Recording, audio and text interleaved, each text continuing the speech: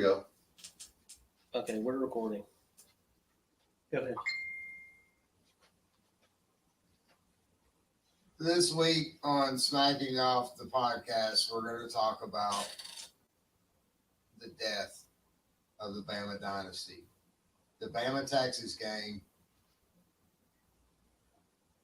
Oh, God, I don't want to talk about it. Put it back. Could just cut it off. Just. Is it still doing it? Yeah, I think we should give them another game or two. Okay, so Doug, breaking news: Doug Phillips has proclaimed that it was the Gus bus. What would Saban's vehicle be here? The Saban yacht is still afloat. Yeah, maybe can we say that? I mean, it's got a couple little chinks. What's more grandiose than a yacht? That would be a jet, maybe.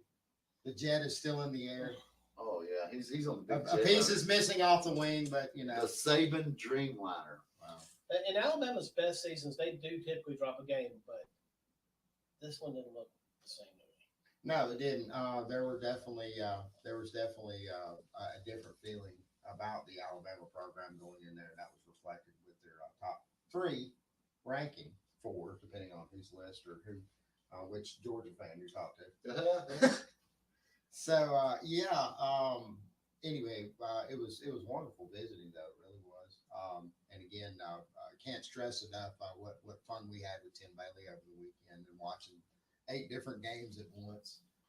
Any other games that stuck out to y'all that we kind of were perusing? Well, I see the Auburn people think that they're on track to win the SEC West. Auburn had a big, I guess, would this be a statement win for the Freeze dynasty? Heading out west, and that was a tough contest on the road against Cal. Just the fact that they're 2-0, but going and beating Cal, I mean, I thought they would have a shot to do it. I don't think it's that big. So what's the expectations for Auburn moving forward? I mean, right now they're a lot higher than they are for Alabama. I hate to say, at least if you're an Auburn fan. No, I mean, I think dude, a win against Cal. They won against Cal on the road. Bama will still be favored. Bama will still be ranked higher. They were an offensive engine against those Golden Bears. They produced what was like 230 total yards. It was a it's Hugh Freeman's guru genius. So it could very well be a tough season for Auburn unless they learned a few things about themselves that they didn't know. I would like to think that the Alabama Crimson Tide did as well, or maybe focus some things back into reality instead of believing all that rat poison. I believe it. Now, as far as Milroe goes at Alabama, I feel that he's got a lot of potential. All he's got to do is calm down, and he's going to do real well. So now's not the time to panic, right? Because Milroe threw 2 interceptions or whatever. He's got to learn to see the reads. Everybody sees that. But if Milroe calms down, he's highly athletic. He's fast, and I think he's a winner. What do you think? Man, there were a few times during that game that I really, really, really wish that I had a genie bottle that I could sit and rub and pray to the genie to give Alabama the center that they needed in that game, because Alabama's center, and I'm not even going to pronounce the guy's name. I hope nobody ever talks about him ever again, except remember that one Texas game. Boy, I'm glad he's gone. That was a terrible, terrible performance, not only by the center but the whole offensive line. Milroe was scrambling and rushed the whole entire evening.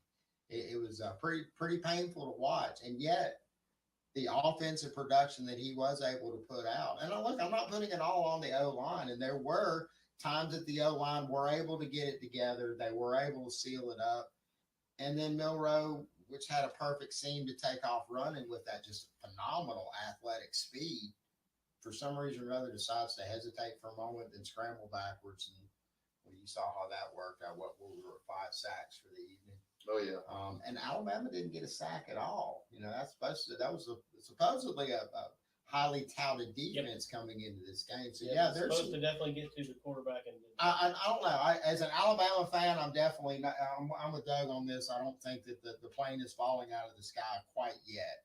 I do believe that it is time for some adjustment, and this is where Nick Saban excels, particularly after a loss of this magnitude. I think we should see maybe where Alabama is when we watch Texas for a little bit more, because we don't really know what Texas is. And it was it was a rather tight contest as far as the numbers go. Those interceptions and sacks made a huge difference.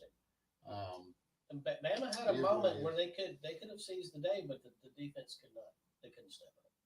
No. So you got to do that. You got to. Man, my UAB Blazers lost. Damn it, Jim. They lost to Georgia Southern. Tough game on the road. Georgia Southern is an excellent program. It's given a few big time programs a few healthy scares over the past few years. So Trent Dilfer coached there. Coach Dilfer keeping it together there. Bama will be headed to Tampa this week to take on the South Florida Bulls in South Florida. Is Joe Milton still the quarterback? Thank God we won't have to face him. He's an amazing quarterback. Oh, wait a minute. Didn't he go to Oklahoma? Tennessee, wasn't it? He's at Tennessee. He's at Tennessee. The Tennessee Vols, and they're vaunted. Oh, they just love this guy. They love him so much. Every single Tennessee fan will blow his nose. Tennessee They struggled caught a lot him yesterday out. with a really bad team. I mean, you could say that, and then you look at the final score, and they took care of business in the end. I mean, that's why there's 60 minutes of football. I love watching as the games progress throughout the day on social media, Facebook, Instagram, Twitter, whatever you're on, and seeing the diehard a diehard fan of this program or the diehard protagonist. We're sitting there talking shit about Auburn. Obviously, we're all Bama fans. We've all seen the 30 for 30 on ESPN. Roll Tide. Uncle Harvey. They got to roll the trees down there. We got to pull up footage of all the trees that Auburn wasted on the trees that you're now allowed to roll. So they're still creating an environmental disaster down at Auburn. Here's an Alabama fan. We're here for it. Now, are they recycling? Are these guys taking it, having it Fuck recycled? no, man. All that environmental green bullshit. Fuck Auburn. Anyways, but that's kind of my point. That's where I was going with that. But a lot of chit chat as the games are progressing about, it's 7-0 in the first quarter. Man, this program's trash. And man, come on, man. Everybody needs to calm down with all that shit, because that's all that is this shit. It's just running that mouth. And I'm here for it. Right. All right, we got Landon Beamon coming up. Woo! Landon Beamon, who Timothy Bailey actually got to visit with too. This is kind of like a smacking off reunion of sorts. We have a lot of longtime contributors. We need Sean Devine and Kyle Gollett to get their ass down here now. Oh, absolutely. Kyle and your brother. Yeah, Kyle is in London as we speak. He was at the Goodwill Fest of the Goodwood Festival of Speed. The Goodwood yesterday. Festival, is this like a pot thing? It's 420 friendly? It's that cool where it should be, but what it is, it's one of the biggest racing events on earth. Right. It's not that kind of wood. Oh yeah, they've got like 1959 Jaguars X220s out there, right? Racing each other. He is a bit of an old car hound. Yeah. No two ways around it. He actually posted up some photos with him and Jay Leno, which, Jay Leno Oh is yeah. car enthusiast, world renowned. Oh yeah. That's because Gullick is a Renaissance man. So he's got to do the hot rods and the rock and roll. You know what I'm saying? But he's not here. He should have been at the gala, but we'll arrange that in the future, right? And we'd like to see it. And we're glad Bailey was here. We watched the game with Bailey. We did. Unfortunately, he was watching the Oklahoma game and providing strong commentary. He was definitely making that was a massive fucking buzzkill, but we actually had a wonderful time spending time all together. We also have Kenneth coming on at the end of the show. Kenneth is actually talking about coming up too. Was unable to make it, so and he'll be explaining Auburn's path to the national championship via the California Golden Bears. Yes, That's right. Wonderful. All right, guys. Damn, I can't. Can we add anything else? I'm using this for the countdown. Oh, killer. Yeah. I think we should leave with something like, I'm Shannon Madden, and he's Doug Phillips, and this is Dr. Balls, and this is Hanging Off the Podcast. Okay. Yeah, we can do that for a quick bumper or something like that too. Yeah, You want to do that? that's good. Bob, you start. I'm Dr. Balls. This is Doug Phillips, and this is Shannon Madden, and we are Smacking Off the Podcast.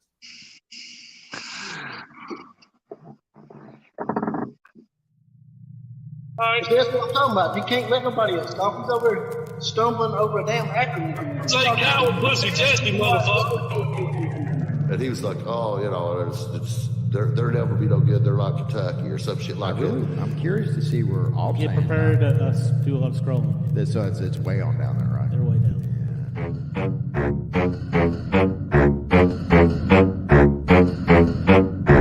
Smacking off the podcast.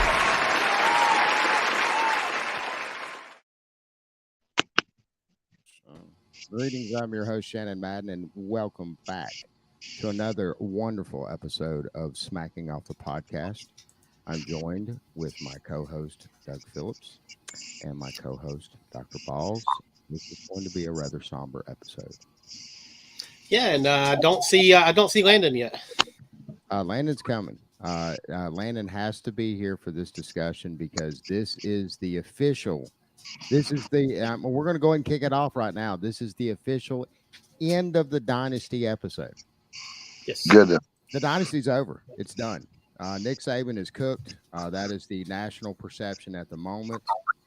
There's a lot of the fan base. The Alabama fan base. They tend to get a little upset about things sometimes. And Sad day. Doug, what game did you see here? Which Alabama Crimson Tide did you see here? Is this not a very good one. Season?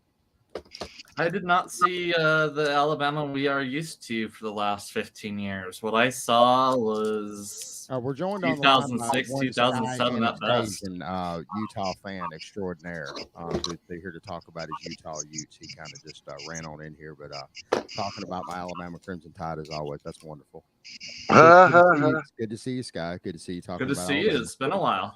Yeah, it has been. It's been a good long while. You've changed your whole hairstyle and everything. It's actually the same. I've just grown up. Maybe that might be it too, because you're what, 45 now, right? 45. That's overestimating it a little. 43. You don't look a day over 41 though. Seriously.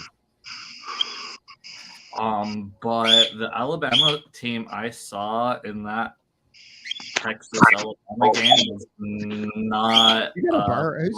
Doug, is that your bird? To be used to. Doug, is that your bird? Yeah. Doug said to hell with this.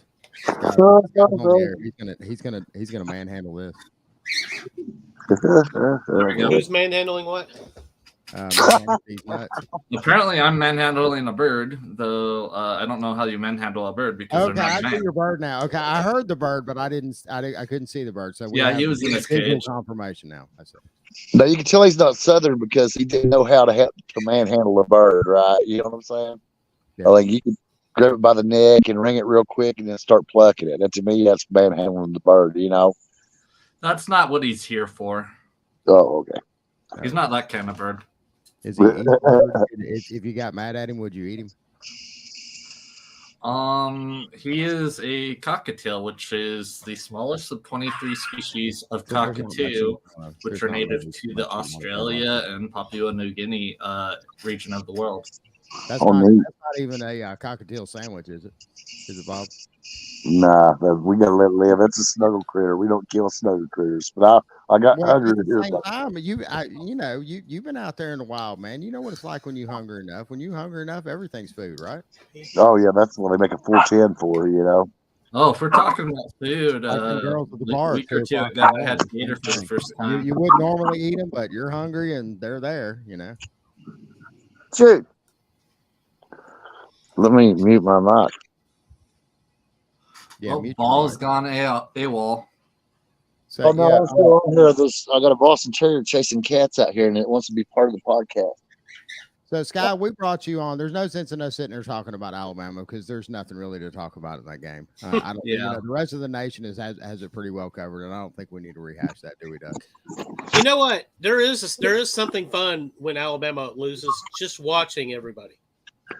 I know you're doing it, man. You and I both know as Alabama fan what the fun is, and that's the fire that Nick Saban lights under that ass, and they go undefeated from here on out. I don't know if they've done it. I think they can do it.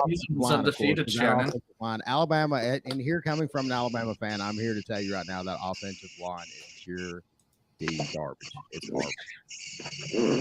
The center. Let's discuss all those bobbled passes that were just wobbling back and forth there across the turf before Milrow had to scramble real quick, pick it up, hope and pray that he wasn't going to get mauled by somebody because there was absolutely no protection out front whatsoever. So for him to have the offensive production that he did, is a testament to his athleticism. The dude is quick too when he knows where the routes are and where he knows where them seams are. So yeah, there's communication. There's a lot of things that Alabama can fix there, but I think they're fixable. And that's the trick to it. I really do think that Alabama's problems are fixable. Oh yeah, we got on the depth chart there, Doug. Oh wait a minute, we don't have a depth chart this year. Everybody made a big fuss about that because Nick Saban decided to fly without a depth chart. Hey Doug, can I get a fact check on that? There's no way Alabama doesn't have a depth chart. No, that has been and there's I'm not the first person to bring this up. There's so much media on that just one thing right there. Now I'm not saying that Saban doesn't quietly in the back of his head know, but no, there's not an official released depth chart right now for Alabama. Not officially. No. No, does he put his cards close to the vest, or is it he just don't know what he wants to do? The way Nick Saban put it was pretty much the job's open for everybody. Everybody can be a starter here. It depends on what you're doing in games and what you're doing in practice, yada yada, this, that, and the other. You know what that is. That's some psychological. So there's nobody who's separated them enough to have secured a spot, basically. I mean, I don't know. I think, believe it or not, I really do think we have the right person at quarterback for the moment in Milrow. Because there is some potential for some really, really explosive play with him at any given. Yeah, but you've seen what the downside of that potential is. You got to get some help up front. That's the big deal. And the help up front is also going to calm those yips down. A lot of those drop passes that were thrown entirely too hard throughout the whole entire game. That's some yips, man. And yips are usually caused by how many sacks do they have, Doug? I think they just got one just a second. Yeah, and Alabama had 0. Yeah, Alabama, and that's that is a huge deficit right there, especially when you're playing that guy. I've got one question. What's that? Did Alabama defense, like they've been known for, was basically containing the other team instead of attacking them and putting pressure on them. So, Scott, go ahead and ask your question. I didn't hear it. Did Alabama do live practices at all this offseason? Yeah, I think they did. They were practicing, and what'd they do, Shannon? They practiced. They practiced in pads. They practiced without pads. But were they like live? That PlayStation, what is it, NCAA 2002, and played it. I think that was the film that they watched for this game. Ewers actually looked really good. I don't know if he's a Heisman candidate yet, but he put up some solid numbers yesterday. So I've got a fact for you guys. As of this week, in Power 5 games only, the SEC is only 2-6. Okay, Scott, thank you for being on our show, Doug. You can go and kill him now. We're joined by Justin Pike. Oh no! Shut the hell up. Are we? What's really? up, Justin? Is Justin hey guys, really what's going on? Yet? He's right there. Hey, listen, you hear him? Hey Shannon, how are you? Oh, that's that's the messenger thing. I know what's going on. No, that's not there. messenger. That's Justin Pike. Hashtag fake profiles. Robert, what's going on, buddy? I heard you had a Timothy Bailey sighting over the weekend, like we all did. I did. We all got a piece of Timothy this weekend. I did. I helped Tim get set up on his stream and everything like that in Tuscaloosa. It was great. You doomed us, man. You did a devil horn sign, and it almost looked like a fucking like a horns up, man. You got us, dude. Yeah, I know. I got y'all. Or you got you too. Landon, Beamon, and myself both had the privilege of Timothy getting naked at their house this week. Get the fuck out of here, man. And he showered at Landon's and he showered at my house. He was naked in my house. It counts. Yep, he tried to rape me too. Yeah. Goodness. Oh, shit. I knew that was going to happen. You got to watch that guy. I know, right? I mean, he's rough. We did figure out one thing. He's not as tall as Pike said he was. Pike said he was like a giant man, and Timothy's a big dude. Don't get me wrong, but we were when he got out of the car, I was like, boy, he sure isn't a small car to be as big as he is. And then he got out. I was like, okay, no, that's a Timothy size car. Yeah, because Pike was like 6'6", 6'7", somewhere in there. Pike was drunk though. Yeah. Yeah, he Pike was, drunk wasn't he? when that whole thing went down. Pike's he was drunk right now. talking to Peter Brown. It was like 2:00 Yeah. in the morning at a hotel room. Come on, Justin was like, woo. You know how he does. You know how he rolls. Wait. Yeah, So you guys Tim was have me blown show away. up not high on my meds, but Pike's allowed to show up drunk. Yes. Well, I just see how it is. Now you can get fucked up on your meds. I on am the show. allowed I to don't show know. up I don't drunk, know who told you couldn't get fucked up on the show, but I'm fucked up right now. There you go. Yeah. I'm trying to help you get that way, Shannon. I try to participate in your future fucked upness. I got some amazing tomatoes from Afghanistan, and That's right. their choice. How did you get tomatoes from Afghanistan? I'm not allowed to talk about it. You're not allowed to say. That's In fair. other That's words, fair. he didn't. Landon, That's we fair. got to ask while we've got Sky on right now. We've got to ask a Okay. very important question. Yes. All right. How about them Utes, man? How about That's the that's Utes? what we got to Beat talk the about. Florida Oh, Gators. the That's one of Utes. the losses. I tell you what, I picked picked Utah to cover against Baylor, but fortunately and unfortunately, they ended up just pushing for me. So I had them -7, and they won by 7. So no harm, no foul. But Isn't that I covering really, still? huh? Isn't like matching the points still covering? No, it's just a push. It's like just you a never bet push. on it at all, right? Yeah. Yeah, it's just okay. I lost nothing and gained nothing. So it was a. But y'all were. I know y'all were down 13-6, I think, or 13-7. Like Yeah, up until the last part. It got bad enough. Y'all were that really Whit making straight up Florida on look awful at that television. point, you know. Told our third string that he's done and put in our fourth string, and then we came back. So that's the third string quarterback y'all had against Florida, not the second string. We've had our third and fourth string game against Florida and Baylor. Okay, so I thought it was the second and third. Okay, but that makes it even worse. Third Brandon and fourth. Rose is second, but the thing is, he got injured in fall camp. He fell on a football and then had another guy fall on him. And that Third and caused fourth hurt string, man. now. That means the Utes are beyond everything, right? Well, I know Utah was beating Florida so bad to the point that I think in the third quarter they just said, let's try out the black dude or whoever. I guess he's the fourth. We string. actually So they have brought him in. specific packages for Nate.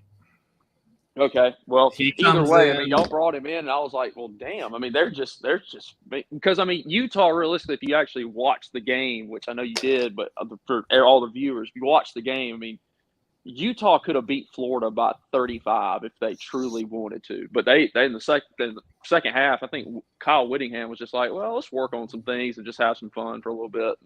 Yeah, You know, Kyle's got it was this a joke. thing that I hate where he loves to keep the playbook closed until conference games, and it's bit us in the ass before. But Well, I mean, you this have to season do that, it unfortunately. worked out. Yeah, I mean, you have to do that. I mean, if you empty the clip too early, you know, it's Fair enough. Okay, so Sky, go ahead and give us what you're thinking about Utah for this year and everything before I got to run to a commercial here in a second, and then we're going to let Landon talk. Right now, everything's in the books for Cam Rising to be back by UCLA. And I'm going to be honest, we were expecting to lose one of the Florida Baylor games. With both of them won, we are possibly looking at a playoff run for Utah. Wow, you're all right. We're gonna have to have you back on then. Yeah. One way or the You other, need to get- right? What about that Gary Oak guy? It's like an Oregon fan. He needs to come on. With That's him what and we'll do. talk We'll get about He's it. been on with me. Yeah, He we'll get has Sky. been? We'll He get Sky has. and Gary on. Gary's a pretty rough customer though. Oregon's dude, that guy- coming in that's for the I don't remember what day, but maybe we can do like the Sunday before, have him and me tussle. I don't know. Y'all need to get with him. I thought I saw him in Tuscaloosa for the Texas game. I saw this weird dude with a snapback. I swear, I got a picture of it. He lives in Oregon, doesn't he? Dude, I have a picture of it. I thought it. I posted it in Frenzy and tagged him. I was like, dude, what are you doing here? He doesn't look And it was like a it. dude You know in he's an Oregon Ziggy, hat. right? Yeah, it might be is he? Ziggy. It Yeah. may be. I don't know. I thought All he right, was so- a real person. He's got a Because we haven't family. seen He's got Tiggy in a while. He's got a We video know of his Tiggy's a real golf person. swing. Tiggy's been on the show. So, I mean, Yeah. he came on the pod. That's not Tiggy. I know Tiggy's voice. Yeah, I know Tiggy's voice too. I think they're two separate people because I mean Gary's got a video of him doing a golf swing. He's got a family. I mean he's like you can see his face and everything, and he posts all the time about the So it's not Seattle like some Mariners. fake profile that's been like, invented here in the last day or so. This is No, actually real. no, deal. this is a real person. Like he goes to the University of Oregon. I mean, he's a pretty legit guy. I mean, from what I can tell, I mean, most time, you can He's tell kind a of an fake asshole profile. online though. I've seen him smack, and I don't like. Yeah, I like that. He does sort of not thing. like I the love rough sound. I love rough customers on the show. Okay, so Sky, we appreciate you coming on. We're fixing to go to a commercial, and you're gonna be our Utes connection this year, right? Let's get Jack. Okay, sounds good. All right, man. Appreciate it. Thank you. Boy, that's mediocre. Then what the are you doing? I was drinking that. No, you were surviving it. Give excitement a try with Bones Coffee. Click on the link below to order some for yourself. Here.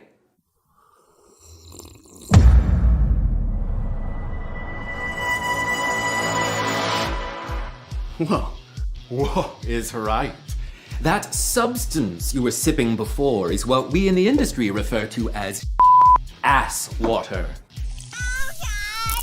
Sure, it technically has caffeine, but at Bones Coffee, we believe in the experience of waking up every morning looking forward to that first tasty cup. That's why we roast carefully selected beans in small batches to perfection, so you can count on quality in every cup. And not only that, Bones has a ton of fabulous flavors from which to choose. Bang! Did someone mention flavors? Highland Greg, pleasure to meet you. What'll it be, Greg? You know, I've been hankering for the spiced rum flavor of Highland Grove, please. Greg, I'm surprised by the size of your bagpipe. Ugh, it's not the size of the bagpipe that matters, laddie. Yeah, it's how hard you blow it. Yeah, let's leave the talking to me. Oh, gee, I just got back from chasing some hosers out of the grilling rink. I could go for some maple bacon coffee right about noon. Coming right up.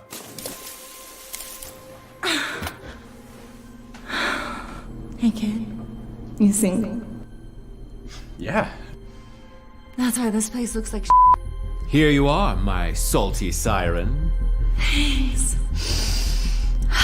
I need the salted caramel chocolate pick me up after dealing with this loser.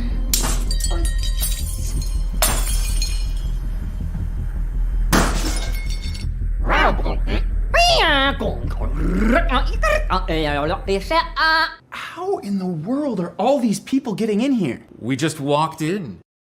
Click on the link below to stop drinking water and get yourself Bones Coffee today. Or maybe you don't want to click on the link below because you think, flavored coffee's not for me. That was Sarah G's experience. She says, usually flavored coffees taste chemically to me, but these do not. They have a really pleasant aroma and flavor. They do not leave that weird residue on the bottom of your mug like many flavored coffees do. And Cheryl S. says, I ordered this for my son's GF for a B-day. She loves it. Why, Cheryl, that's awfully nice of you. Unfortunately, they broke up and I can't return it. Frowny face.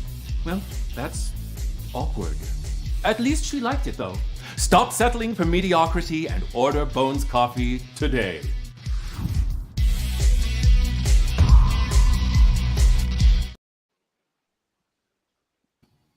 Oh my lord, are these commercials Welcome sponsored by back. CBS? Smacking I'm not sure. Podcast. I'm your host, Shannon Madden. We're joined on the line with Doug and one Bob Arthur, Dr. Balls.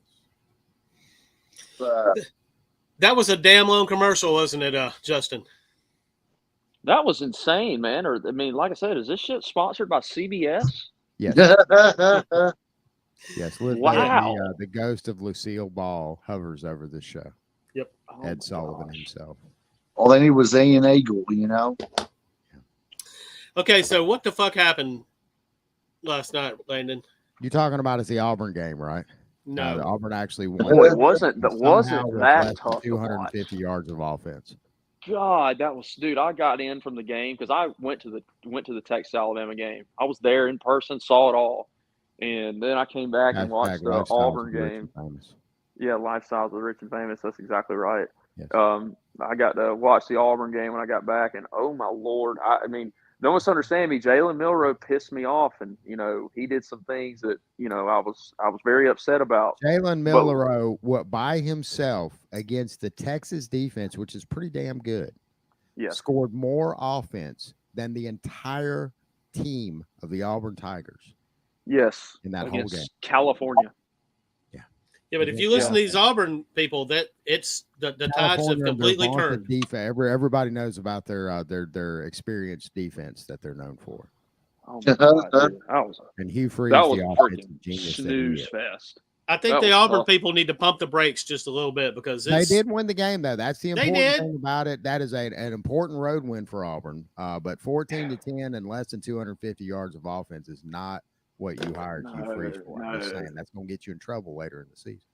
No, Auburn's quarterback play is like, I think I saw today. I think Peyton Thorne had like barely 140 yards passing, if that. It could have been worse. I mean, it was really bad.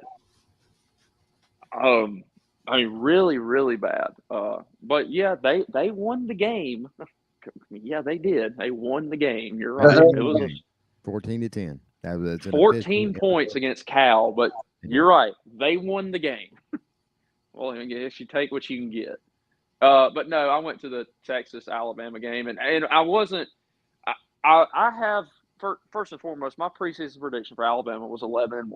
My one loss was to Texas. Everything that happened, nothing shocked me, and I had a loss to Texas for the reasons that everybody saw last night. I thought week 2 is a little early with our quarterback situation. I've seen the close scrimmages and everything like that. What Jalen Milroe did yesterday, he did the same thing in the scrimmage. The same thing. He will make a throw like he did to Jermaine Burton in the end zone that will leave you with, oh my gosh, what a great throw, great job. But then he'll throw 2 interceptions like you saw that make you want to cover your eyes and literally just wonder if he can play quarterback. And it was abysmal. It was abysmal to watch. But also, in the same respect, I had us losing the game, and I took Texas in the points and everything because I think Texas is a good football team. I do. I think they have a really good defense. They have a really good front four. I got a quick update go for you on something you just said a moment ago. Thorne, the quarterback for Auburn, actually threw for 94 yards in that entire game. Okay, well, less than 100 yards. You further proved my point. Bo Nix is balling for Oregon. Gary Oak's a happy guy right now, but yeah, probably so. Yeah, Auburn not so much, but they did win 14. Yeah. I'm sorry, I didn't mean to interrupt you from talking about. You're good. Alabama losing. I don't want to talk about Alabama. Landon, I'm sure you've seen all the Auburn people today. They are out in full force. Because people probably are too. They won. I mean, that simple, barometric right there is. But you would think that really the whole tide has turned and Auburn's now on top and Bama is where Auburn was before. I mean, look, it wasn't ideal that we scheduled to play Texas in a home and home like we did in week 2 with our quarterback kind of getting under wraps. But that's why I thought Texas was going to beat Alabama because they have Quinn Ewers. They have a very good receiving core. You could argue between Ohio State, USC, and Texas. That's top 3 receiving core in football. They are very, very sound. Really good tight end. Really, really good offensive line. All these SEC, a lot of SEC better than Alabama's. Yes. Are you saying that Bama's not going to face anybody like Texas here on out? No. If the rest, regular season wise, I'm not discounting like playing a Georgia in the SEC championship potentially or another playoff team. But regular season wise, if Texas tomorrow played LSU, Auburn, Mississippi State, Arkansas, Ole Miss, Tennessee, whoever you want, my money's on Texas to win those games based off what I've seen from Texas so far. Because I think they're a very good team, and there were so many Alabama fans and so many SEC fans that just thought that we were going to run out there, we were just going to run the football down their throat, run for 300 yards, and just go to the house. And and win the game 21-7 or something like that, because we're going back to quote unquote murder ball as Now, I really thought call it. Bama would find enough to beat them because they were in Tuscaloosa, but I thought they would, but I don't know. I had an uneasy feeling that if we got in a situation where Milroe had to make some plays, well, I mean, at the end of the day, and this has been my argument to Georgia fans prior to when they got Todd Monken as an offensive coordinator, and they had Jim Chaney and James Coley with Jake Fromm and that whole deal. Like, you can sit here and tell me all this shit about how your quarterback is so smart pre-snap. He runs y'all run the football you're just going to pound the rock on all these teams. But at the end of the day, if you still don't have a threat to throw the football, and the defense does not respect it, they're just going to stack 7-8 men in the box, and they're going to contain the running game. And that's what Texas did. I mean, Milroe made them pay on some deep balls, but dude, he can't hit the intermediate throws. He couldn't find the check downs. He can only run. I don't think it was necessarily because he can't get the ball there. It's just he had the yips all day. And I'm telling you, man, there were so many missed opportunities with throws that were made exactly where they were supposed to be made. The ball was just had a little bit too much on it. You could see the receivers as they caught the ball on a few occasions. It's like they were desperate to try to bring it in because the ball was thrown so hard. And I really have to blame the O-line for that, because Milroe was pressured quite a bit in that game. He was. There was a lot of places and spots he shouldn't have been. Sure. I mean, there were a lot of plays in Jalen Milroe's defense where he dropped back to pass, and in 2 seconds with just 4-man pressure, I mean, their edge rushers beat our tackles, and he was sacked. And because of his speed and his athletic ability, he was actually able to be in that situation and actually make a few things happen. Which kind of gave me some hope. Yeah, now, I'm sorry. Do you guys think that Milroe is a guy that'll get it, or do you think that he'll never be able to make reads? I'm not gonna sit here and say that, because look, I watched Jalen Hurts. Nick Saban's strength is a teacher, right? And whenever we've seen problems develop throughout the season, we've also seen, the players that are dialed all the way in be able to correct those mistakes as the season goes along. Because he's got great potential. Is the reason I'm asking it. I'm looking at the guy. He's got a huge arm. He can take a hit. He is a little bit. He was just, my opinion. I'm with you, Shannon. He just was so hyped that he could put the ball on target. And when he did, it was like a nuclear missile. Yeah. And that's what I'm saying. There were so many situations where. And I'm not really blaming the receivers on that, because the receivers seem like they understood their assignments very well. They played great. I have no complaints with the receivers. The receivers played great. We can argue game plan and sit and dissect every single play, and maybe we should have went this way, or maybe should have went that way. Hell, it's a loss, man. It happens. Let's talk about the other Texas team losing, Texas A&M, and Mr. Let's see how God does his thing, Jimbo. The U is back. Turnover chain is out of the pawn shop, back at the university. Let's go with it. Yeah, that was a pretty rough outing for Texas A&M to go into Miami, and Miami not even run the ball well. I think they only had like 70 yards rushing. And how many Tyler Van Dyke on that Aggie oh my God. roster? Well, I think according to the college team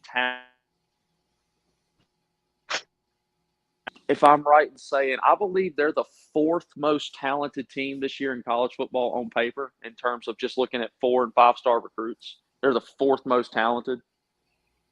Just because all the defensive line recruits they've gotten over the years. And are we really honestly going to see Miami make a stab at the playoffs this year, or is this just a fluke? Is this just A&M being A&M and Jimbo riding the rest of that big fat contract out?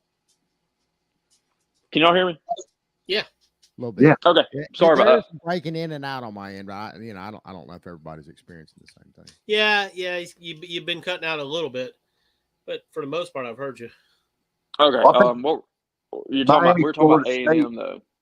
Oh yeah, I think Miami, Florida State is actually a game that's going to matter this year, guys. It's looking that way. I remember when that game used to be a big game, and that's exciting.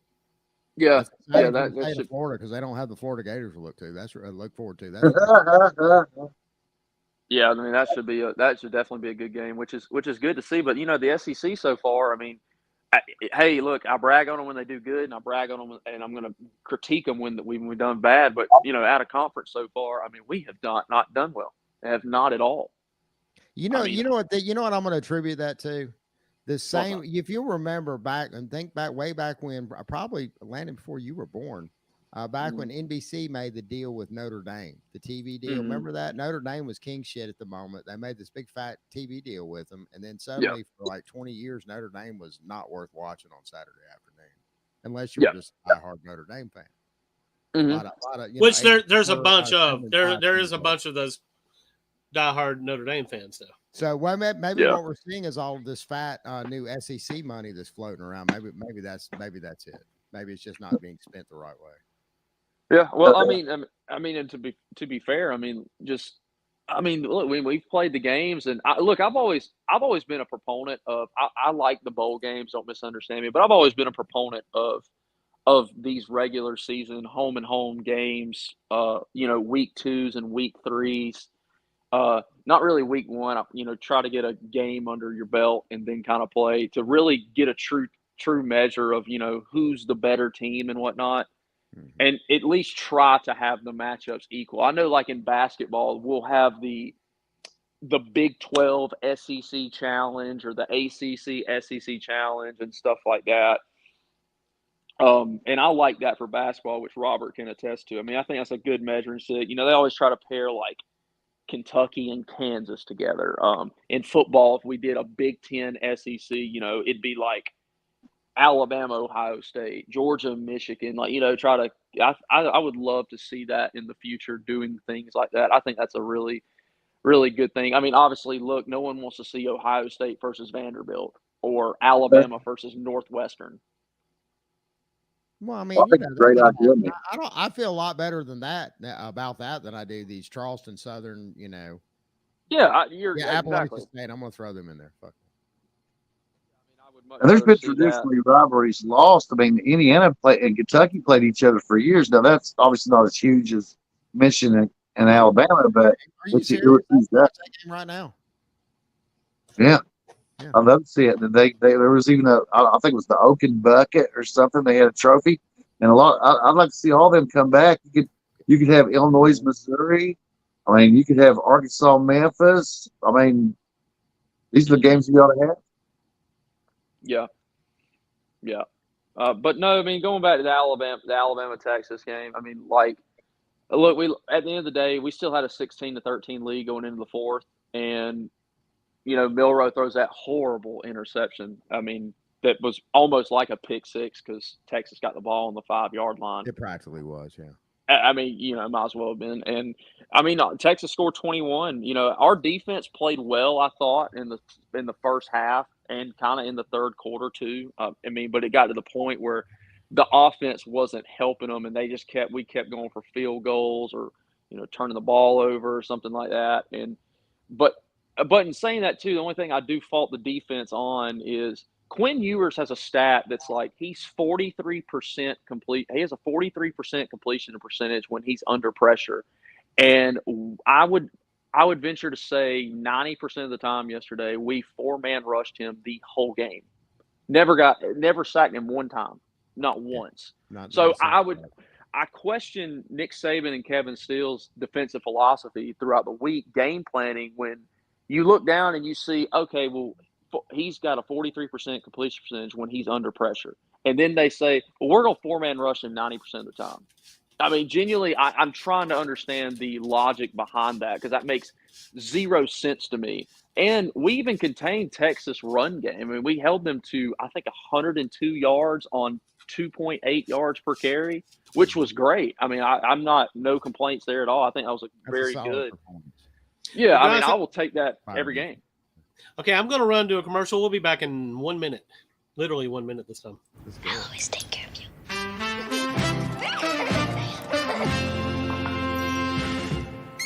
Hey, little bear bear.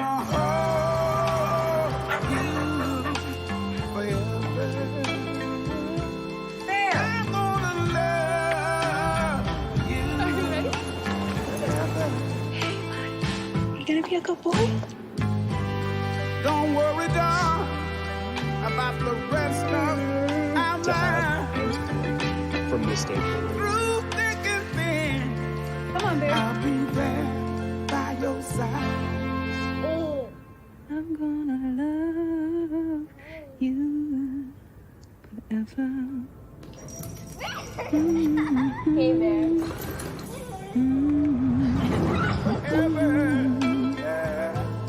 I'll be there. You don't have to worry. That's a heartwarming commercial, isn't it? I like It makes you want. It makes you want some farmer's dog or whatever we're advertising. We're back. Did y'all see what we were advertising? Anybody? Yes, I what was saw that, it. condoms? I saw What it. now? I figured it might have been a condom commercial. I didn't know. I wasn't really paying attention. Mom was kind of hot. No, it was a farmers only commercial. Farmers only? No, that was farmer's dog. Farmer's dog. So it's even kinkier than that. Oh, like that. I thought he said farmer's daughter. No, That too, I would guess. definitely log into farmer's daughter. Did you hit that, Shannon? Yes. Good. A farmer's daughter, yes. I would always hit a farmer's daughter, even if she was less than desirable. There's a lot of comfort there. Oh, Lord. Wow. Well, I mean, guys, is the dynasty Anybody seen dead? Shannon Russell lately? I think it is. I think it's dead. It's deader than fucking hammered it. Are we going 8-4? 8-4, 7-5, somewhere in there. I think. How about Dion? How about You know what? I really don't know, Landon. Landon. Prime time yet? It's prime time, y'all.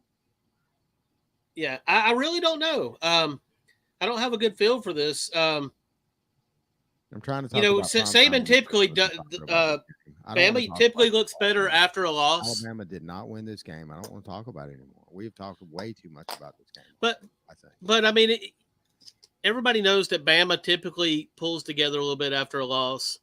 This loss didn't look right to me. I think we're used to if Bama loses, being within a score of pulling it out, and that didn't happen. So, I mean, look, don't misunderstand me. I hate losing. I really do. But I promise y'all, I felt a whole lot worse like in 2021 when we lost to Jimbo Fisher's 8-4 ass in College Station. I felt a lot worse losing that game than I did last night. I mean, I now the only thing last night that bothered me, we had like 9 penalties and Texas had 3. And we had so many penalties due to snap infractions, low snaps, which, by the way, did not help Jalen Milroe at all. Those low snaps, were awful. And all night long. And that was just really, really uncharacteristic that you see for the home team. That was something I was expecting to see from Texas due to crowd noise. But to their credit, they didn't at all. I mean, they played a really good game penalty-wise. So tell me, how many Texas people were there? Because I'm hearing rumors that there was more than the 10%, 10,000 tickets allotted. Yeah, I mean, it was a good bit, but dude, they were all upper deck, man. We stuck their band up in the upper corner, and it was the funniest damn shit. Well, they do that shit, everybody, don't they? No, Alabama doesn't. Usually we. No, I'm talking about Texas. Yeah, Texas did that to us last year when we went there, and we were like, okay, that's fine, we'll return the favor. And we typically don't do that to teams. Like the band's always been on the lower end of the field and all that stuff. But no, we did that to them, and I was here for it. I don't blame our athletic director for doing that. No, I don't either. I love that. That's not. The old saying, treat others how you would like to be treated. But no, I was really disappointed in Alabama in terms of the penalties and stuff like that. I was just that bothered me because I thought that was just very undisciplined. It was just self-inflicted stuff that really really hurt us and threw off timing and things like that. That bothered me. Now, other than that, I'm sorry. But I was just saying, other than that, I mean, Texas is a good football team. I mean, anybody that it's not like we went out and we lost to a future 6-6 football team by 28 points. We lost by 10 points to what I believe is going to be the future Big 12 champion. I think Texas will win the Big 12 this year, barring any major injury. Shit's going to hit the fan when Tim hears about this. Yeah. Well, I've told him this. I do. I do think that they're going to win the Big 12 this year. Now, can we finally talk about Coach Primetime? Because I'm sick of talking about this Alabama loss. I'm sorry. It's just we have devoted far too much time to this podcast to talk. Yeah, about we can talk about Primetime. I don't care. Primetime is the future of college football, and he's probably going to be the next coach at Alabama. We're going to go now before anybody else grabs a hold of him. That's as long as he keeps winning games. If he starts losing games, kind of like Dabo did, then yeah, we'll kick that idea to the curb. Get back on the lane train for a minute. So has Dabo checked out? That's at the very forefront of all this conversation about Alabama. Oh, wait, well, hold on. Do we want to talk about Primetime or Dabo? Because I'm ready for both. Real quick. Yeah, Primetime's a happy story. Dabo, not so much. Yeah, I'm just asking, Landon. Has he checked out? I mean, has he pretty much called it in? Because checked out, but like it's more of the game has passed him because, look, Alabama losing to Texas is one thing. Okay, look, we lost by 10 points. It is what it is, and I hate it, but show goes on. But let me tell you something. We're not out here losing to fucking Duke and getting run off the field by 21 points and getting flat out embarrassed. Conference rivalry, Duke. Yeah. I mean, what in the hell is and putting up 7 points against Duke? Yeah. That's Duke? awful. And their storied defense. And don't misunderstand me. I think Duke's a pretty fundamentally sound, pretty good football team this year. I really don't want to give them their credit. But Clemson has 56 4- and 5-star prospects on the field, and Duke has 2. You mean to tell me you can't put up more than 7 points? I mean, that's embarrassing. That's really embarrassing. Shannon, I think our sharpening iron fellow is asleep or something. Who? Kenneth. He wanted to come in and listen before he even come onto the show, and he hasn't been on in 58 minutes. Kenneth is going through some stuff right now. Is he? Who is Kenneth? He's our end of the show segment for most. He's an Auburn fan, Landon. I'm sorry that you had to find out this way. We should have talked about this off air. Lord. I don't think he'll be popping in because he probably won't be. He might be on that fentanyl tonight. He's got 2 minutes. Well, but as far as primetime goes, look, he's won 2 games so far, and obviously Colorado's done well. But the schedule gets a little. To do with the fact that his ball squirted out accidentally a really, really, really phenomenal quarterback. Because the son looks good. The kid can ball. Oh, he's good. No, I mean, look, Shador Sanders and Travis Hunter were recruited. Leader in the NCAA. I'll have to double check that, but I would almost be willing to bet. Yeah, I mean, look, they're good. I mean, they really are. I mean, they were high level recruits, and they were recruited by other D1 level programs. I mean, this wasn't like they were walk-ons or something here. I mean, they were good, and they're playing well. I mean, but like Colorado, I mean, they'll beat Colorado State next week. But hell, I mean, the schedule gets tough. They got to go to Oregon. They get USC. Well, I mean, TCU, UCLA, Oregon State. Game, that was a tough game. That was a very tough opponent. Which one? Oh yeah, TCU. I'm not talking about Nebraska. I know, but I mean, Nebraska's respectable. They're rebuilding. At least Frost isn't there anymore. Well, to be fair with TCU, and I know this is a point actually Tim brought up to me, which is very valid.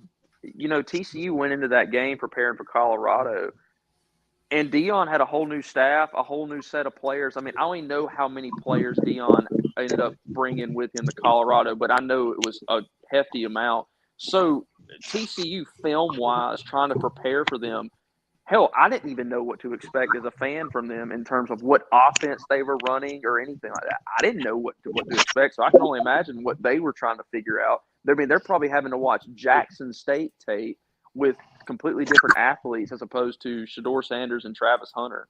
So I'm curious when more tape gets on for Colorado, the more games they play what ends up happening towards the end of the year for them.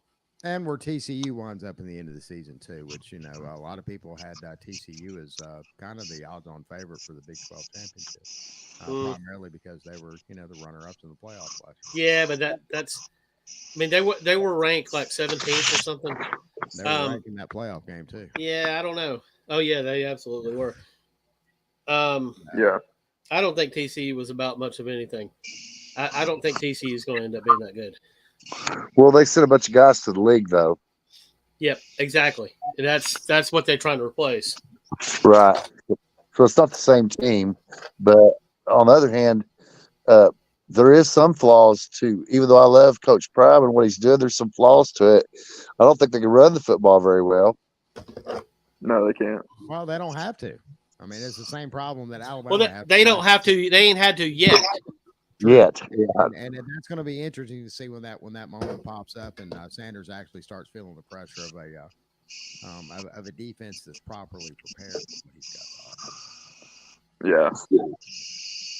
So look the future of the Big 12. We know Colorado's going back to the Big 12, and people were saying they'd probably be irrelevant, but with Coach Prime and all the excitement around it, he might just create relevance for the Big 12 once Colorado gets there. Well, I mean, the rest of the Big 12 seems to be doing. The Big 12's not looking that bad. I mean, I'm really surprised that they've hung on like they have, and the Pac is the one that's pretty much done. So, but this year though, unfortunately, they're in the Pac, and their last 3 games are what, against Oregon, USC, and Washington. I may have it stretch right there. Yeah, I mean, dude. To be honest with you, the Pac-12 has looked like the best so far. No. When I said that the Pac was done, I just mean that they've lost all their teams moving forward. Right.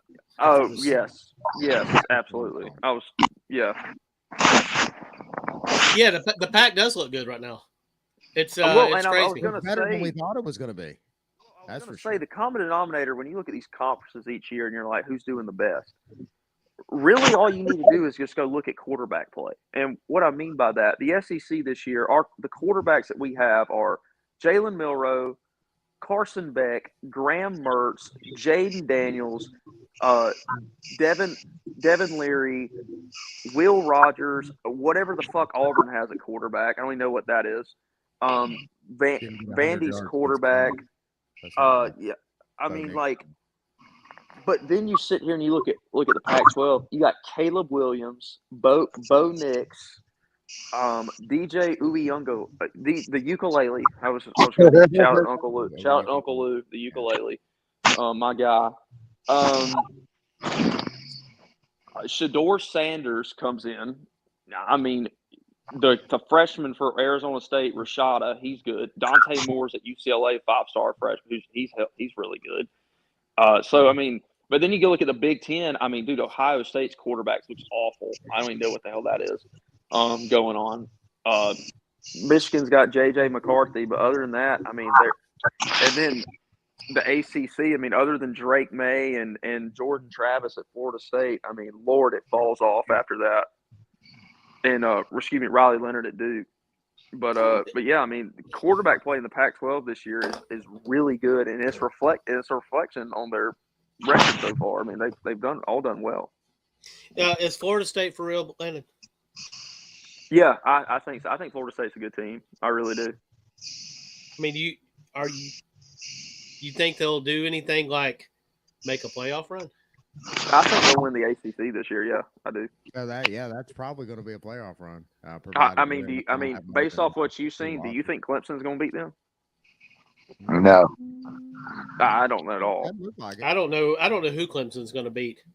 I mean, they beat Charleston Southern. Clemson is at this point, you know. Clemson's Dabo Swinney's refusal to use the transfer portal and sign like minimum number of kids has absolutely destroyed that program.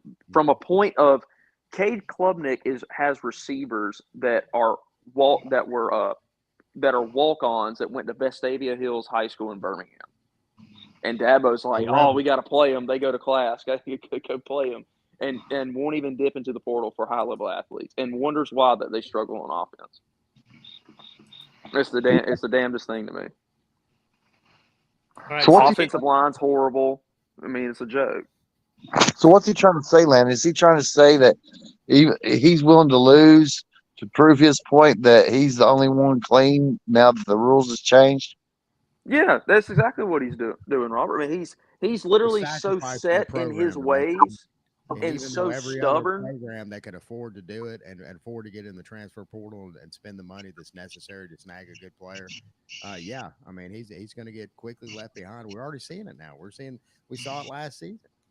Yeah, I mean, look, Coach And then Saban has meanwhile, the other spoke side to of that, us. when we see Lane Kiffin actually vying for decent jobs, and a lot of that was because he lucked up and gambled hard in the transfer portal and won pretty well, except for down toward the end when he got distracted looking for another job.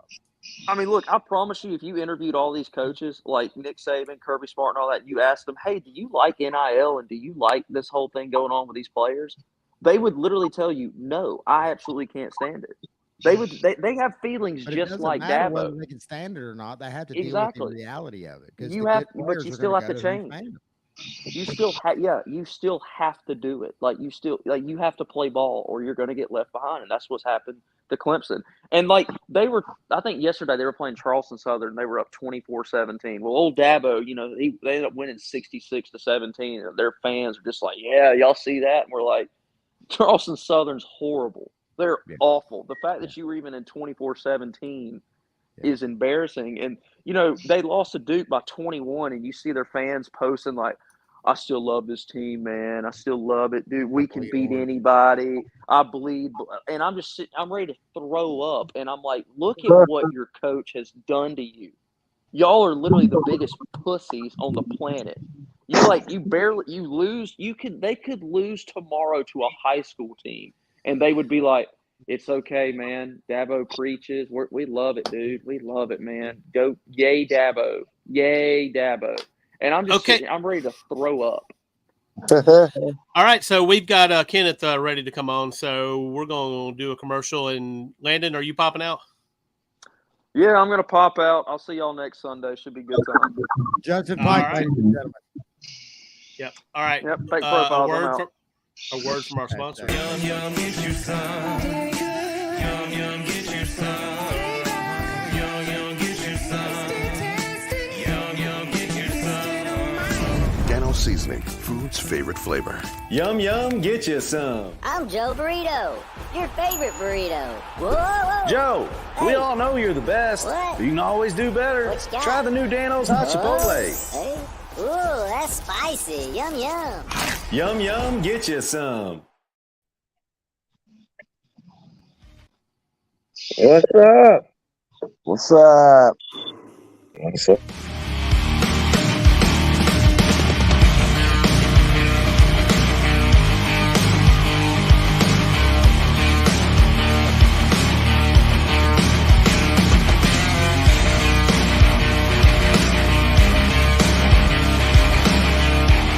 Sharpening Iron with Kenneth Ingram.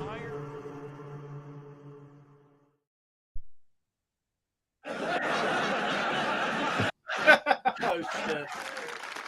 And welcome back to Smacking Off the Podcast. This is our Sharpening Iron segment. We're joined with one Kenneth Ingram, who is high on the hog after his Auburn Tigers went out there and stuffed them California Golden Bears 14-10 in a dramatic offensive output.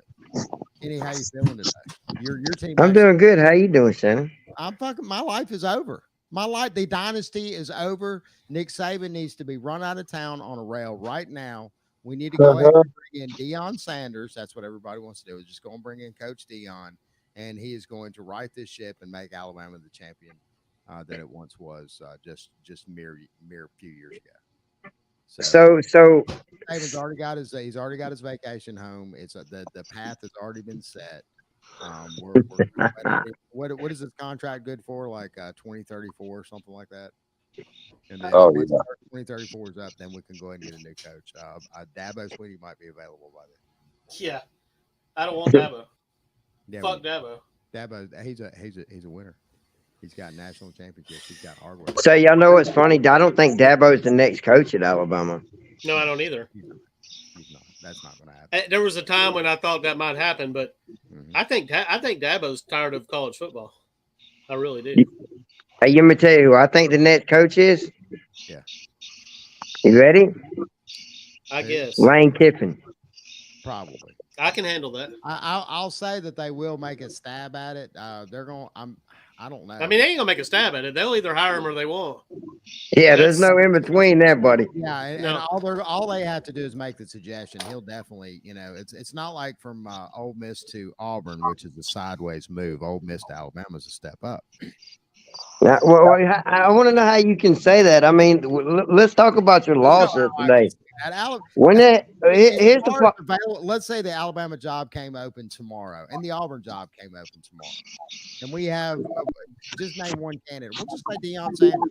Do you honestly believe that Deion Sanders would pick Auburn over Alabama as far as that job? Because first off, Alabama's going to be able to give him whatever he asks, anything that he asks. And Auburn's still paying for how many coaches y'all still paying? We ain't paying for one. And Tommy Tuberville still collecting. The only reason they're not still paying Pat Dye is because he died. That's a fact. You know it is, Kenneth. Yeah, he was dead. That's a fact. It's a fact. That's where all the liquor came from. That was that Auburn liquor. But here's my question about Alabama yesterday, Shannon. You can tell Nick Saban's going out the door because of what happened yesterday. So let's talk about Alabama football real quick. Yesterday had anything to do with Nick Saban. I think that was more about some on-field. No. Nick Saban coaching would not have left that. I mean, I'm just gonna go ahead and say it. I mean, I said it earlier today. Wouldn't have left that piece of shit in at quarterback because that's the first game that I've watched in the Nick Saban era to where he lets his quarterback look like shit and just leaves him in the game. You want me to say something funny though? Alabama's quarterback threw for almost 3 times the amount of yards that Auburn's quarterback did yesterday. That's the problem. We won, you lost. I'm going to quote. Yeah, but we were playing Texas and you were playing lowly Cal. Worry about you. It doesn't matter. It's still a Power 5 school. I mean, it is, but and according to Hunter, apples to apples, though. And according to Hunter, the SEC sucks against the Pac-12, but both Pac-12 schools lost yesterday. Well, yeah, you definitely won your bet against Hunter, and you'll know what color his butthole is soon enough. But I think it's perfect. Oh no, y'all just don't even know. He chickened out tonight. He went to some fucking movie. Yeah, the movies are fun and enjoyable. In fact, my guess is Brown. Right now, and just mute the mic and just watch the movie while y'all go ahead and continue to talk about Auburn football. What movie? What movie are you watching? Something that, and it's going to be loud enough to where I don't have to hear anything about Auburn or Alabama losing the game. I will tell you this. Why the fuck can't we just have this whole episode about Texas A&M? Because I think that would my spirits would be much, much, much better. I mean, we can talk about Texas A&M, but you want to do that? We'll do that. I got a question though. Yes. If I'm not mistaken, on my first episode here with you, you told me that there wasn't a chance in hell. This was your words.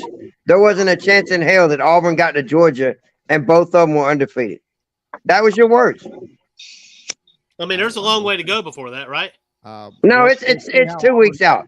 Auburn will be undefeated. I have a feeling that's not going to be a win. 14-10 against Cal is not a. It's not a. No. We're not talking about Auburn still beats Georgia, and I stand on my word about that. You said that Auburn doesn't make it to Georgia undefeated. Yeah, they probably won't. The bus will. Who's gonna fucking beat them, Shannon? Who's next? Sanford.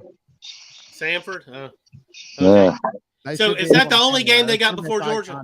No, they got one more. You want to know who it is? Sure. It's Texas A&M. We're going to talk about that. Shannon wants to talk about them. He still want to stand by his word that they beat Auburn this year. Where's that at? It's in A&M, and we're still going to smash their ass. A&M wins. Yeah. Come on, stop, bro. No, it's A&M's got this. A&M look like trash, bro. The 94 yards. Quit. Stop. A&M's got a much better defense than what y'all just faced out in California. Come on, Dave. Yeah, it's time for you to come back. How? You blew 17 points. But we're not talking about Alabama's performance here. We're talking about Auburn's. I mean, no, A&M blew 17 points against Miami. Yeah, what did that have to do with 94 yards against that California Golden Bears yesterday? Do you think? Hey, look, I told you that it was going to be a rough game anyway. I'm just glad we pulled out the win. And A&M's down right now. They're down in such a way that if they don't win that Auburn game in a convincing fashion, that Jimbo might get fired before he leaves the station. Yeah. Yeah, I agree with that. If Auburn can, a loss for them this year. Look, it's not really so much against Auburn. It's just, with the talent that was recruited. We're not talking about transfer portal talent. I'm sure there's a little bit of that there too. But all of those 5-star recruits that stuck around, then everybody was just salivating over their class that they paid for. And they did.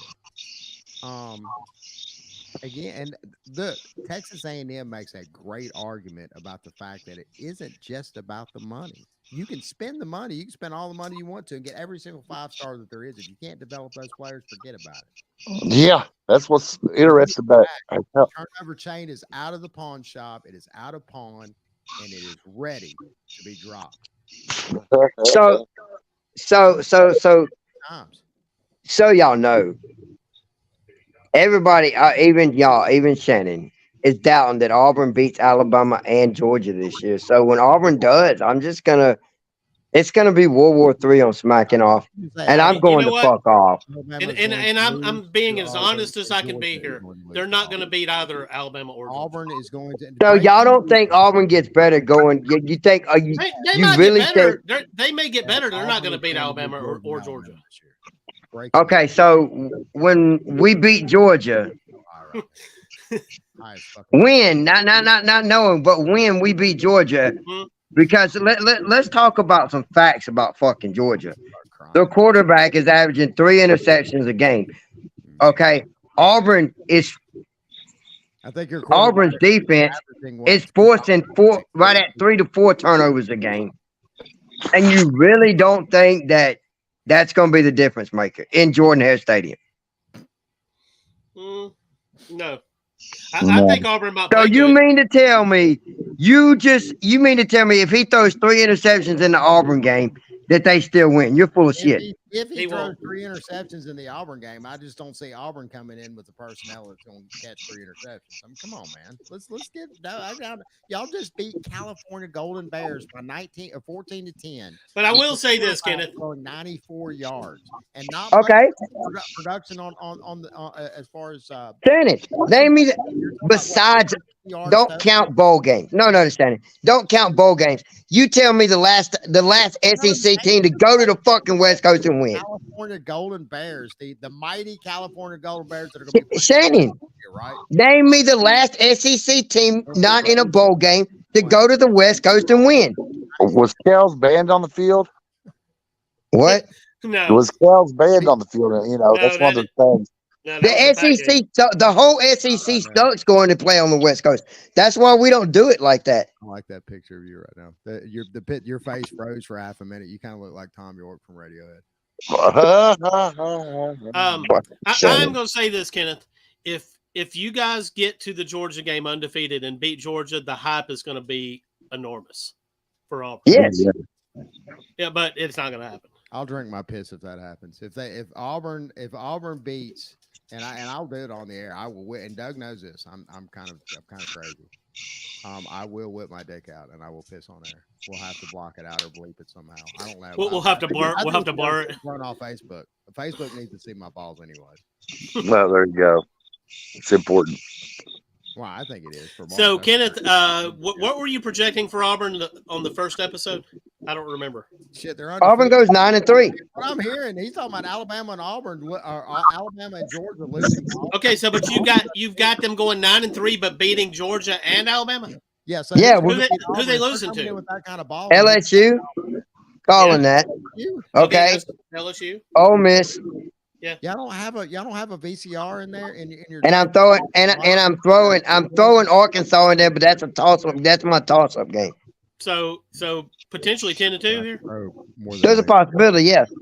But here's the thing. That y'all are saying that it's impossible, but I just don't. No. It ain't nothing impossible. Let's be honest. The only team in the SEC right now that looks half-ass good is Ole Miss. They did play that mighty Tulane top 20 Tulane team. No, I'm just saying they're the only team right now. But I want Shannon to answer my fucking question. Besides in a bowl game, name me the only SEC school to go to the West Coast and fucking win. Anything else that you ever say on any podcast, every podcast that we have, answer my question is your most repeated phrase. For a moment. How fucking high are you right now? How what?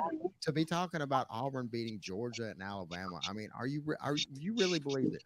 Yes, it's fucking happening. This isn't just some podcast shit that you're just like, well, I'm gonna say something salacious on this podcast. No, I'm so Shannon. Auburn beats Georgia. You get on this show. You sit down in your fucking chair as a big boy. The same way Hunter's. Hold on, no. Piss. No. You will drink my own piss. Fuck drinking your own piss. This you can do that too, but this is what I want. I want you and Hunter to put on your goddamn big boy pants and sit across from me when Auburn beats Georgia, and you take what comes out of my fucking mouth. You want me to eat my shit? I'm not doing that. No, I want you to sit across from me and take what fucking comes out of my mouth and don't rebuttal me. When a girl squirts, take it like a man. When a girl squirts, it's really pee.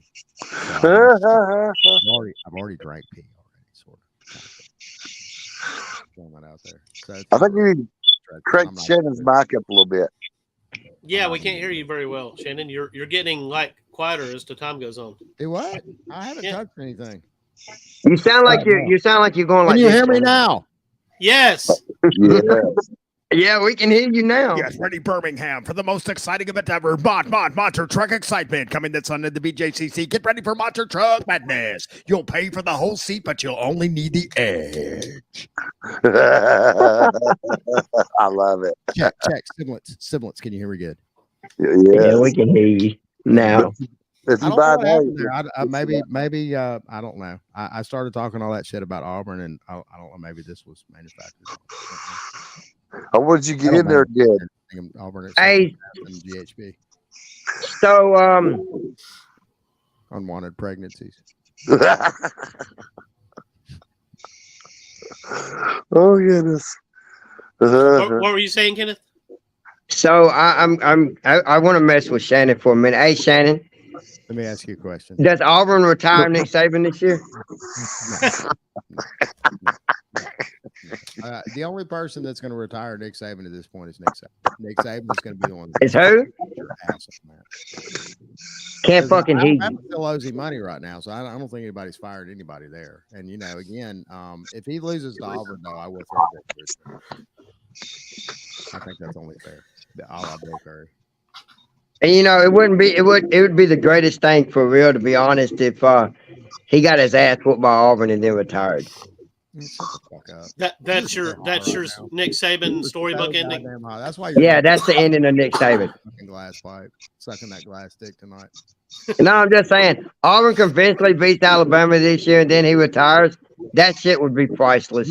Seriously, because Auburn fans would run with that shit from my days, buddy, and you know it. Are you doing this podcast with an erection right now? Because only an Auburn fan with an erection would talk like this. Well, fuck Alabama. Fuck them. Y'all are the stepsisters of the state, so fuck it. Damn. Stepsisters of the state. Doug, will you please pull up Alabama's record against Auburn again? We don't give a fuck about what the record is. Y'all will always be the stepsisters of the state. And you will always be, what did Pat Dye say, 600 years, and you still won't catch up with Alabama's tradition? Yeah, that was one of your guys. Yeah. Hey, that's fine what he said, but that was Mr. Auburn football, Pat Dye. That was next. Yeah, you gotta believe him. Jordan are neck and neck as far as the most important person in that program and that football program. I just want you to say that the dynasty's over with at Alabama. The dynasty's dead. Now I will admit that part. We're still going to keep Nick around because we're going to have to, because we still owe him a lot of money, and he's got there on the island that he's got to pay for. I wonder how much. Can anybody look this up? How much Nick Saban is worth right now? How much money he's got? Because he's making money on that car dealership too. He's making a lot. There's a reason that Mercedes-Benz is also that's Dodge now. Dodge owns that brand. I thought they sold it to Fiat. Well, Fiat's Dodge too. That's all under the Dodge umbrella now. Yeah. Chrysler or whatever, whatever that's called now. But yeah, so that's where Nick gets those challengers for his players. And now so y'all been talking about that shit, never could make it stick for years. Now we can do it openly. Everybody gets a challenger. It's like they can actually advertise. You get a this now challenger. You in get the a challenger. recruiting brochures. Everybody gets a challenger. Yeah, we love you, Nick Saban. We're gonna beat Auburn this year. Yay! Y'all hope. You're so fucking high right now. On my show high. I'm gonna make you you have to take a drug test before you get paid. Before we give you this week's check, we need you to pee in this cup. And I'm not gonna drink that. I'm drinking my own pee, not yours. How you know it's gonna be yours? Unless you were an attractive lady. You're not an attractive lady. You're not attractive. I'm sorry. So Shannon, what do you think about the firing of what's his name today? Oh, Mel Tucker. Yeah. I mean, yeah, he's not going to come play for Alabama. He's not. I'm going to tell you what I think of it. We'll probably be working him on second downs. He'll probably be a second downs coach here. I don't know if anybody was actually abused by him or whatever. This is not lighthearted toward that, but I'm going to say that Michigan State lucked out because he was highly overpaid and they just got an easy L. Oh yeah. Yeah. Do y'all think that Bujo loses his job at Arkansas State before the end of the year? I believe they're 0-2 right now. I don't think. I mean, why? Well, Arkansas State, they still who are they going to hire? Mid-tier programs where coaches go to kind of rehab their careers and get back into playing the. I don't know why Bujo thinks he's going to. Is this his second season there? I don't know. They'll give him a third. Something like that.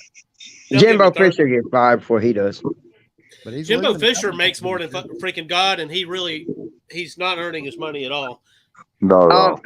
I'm gonna be honest with you. I think he gets fired, and what's his name becomes the head coach. Because if you look, the scenario's made perfectly. Hold on now. Who's what's his name? Yeah. Patino, whatever the fuck his name is down there. Yeah. He kind of swiveled his way back into the SEC. If you think about it, I mean, it's a possibility.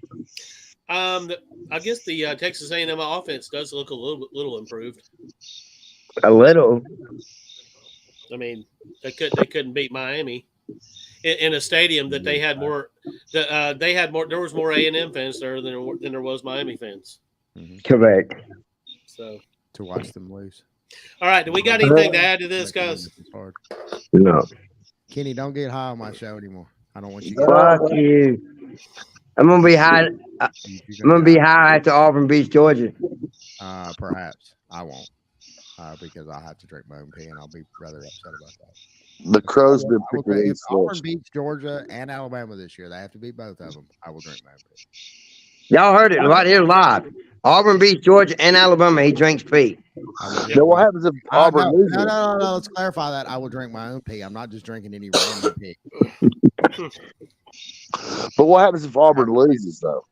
Auburn's not going to lose, so I'm not worried about it. But let's make a deal. We got to have something. We got to have something. It's going to be a loss this year. Yeah. What? Both of those games are going to be a loss. You heard me. You're full of shit. Bye. What happens? What happens if it doesn't happen for your Auburn Tigers, Kenneth? What are you doing? It won't. I don't know. I'll figure out something. How about 2 dozen night crawlers from Walmart? I think he needs to drink his own piss. Yeah. Yeah, I'll drink my own piss. Let's go. Now, I don't want you to pull no Justin Pike shit and pull out some lemonade. Now, Shannon, I will tell you, next week's episode. That glass, I want you to see. I want to see you fill it up, and I want you to drink every last bit of it. Okay. I want you to leave just a little tiny drop of it running down your face. I want the same for you too, buddy. Goodness. I'm gonna come. Hey, so next week, I need you to be ready, Shannon. Be ready for. Because this questionnaire, buddy, it's Howard Stern 101. What? Which with it's for Hunter and Steven. He lost the bet. Let me ask you a question. Are you going to take this drug test tonight? Yes or no? Because if you're fired, if you're not, we're not going to pay you. I'll take it. Let's go. Hand him the cup, the drug testing cup, the one with the cap on it. He says he passes. He doesn't. Good night, fellas. Not hair.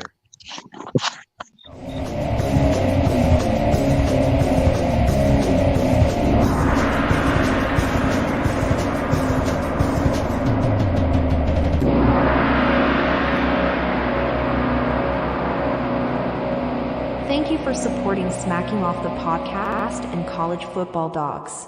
And don't forget to stream in each Sunday evening for a live episode at 9 p.m. Eastern.